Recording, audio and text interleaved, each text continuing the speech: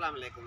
जी हाँ दोस्तों, तो काला तितर को आप डेली बिल्कुल नई फ्रेश और ताज़ा हेल्दी खुराक खिला सकते हैं। बहुत ही सिंपल, बहुत ही आसान, जिसका फ़ायदा भी बहुत ज़बरदस्त है।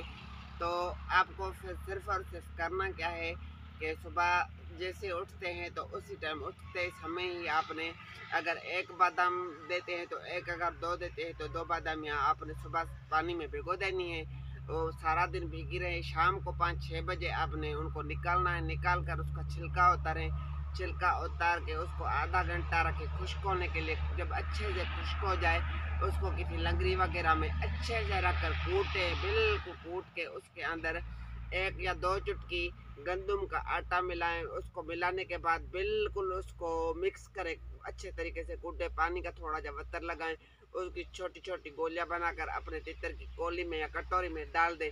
बहुत ही ताकत वाली, इससे ज़्यादा ताकत वाली आपको खुराक ही नहीं मिलेगी। Thanks for watching my channel.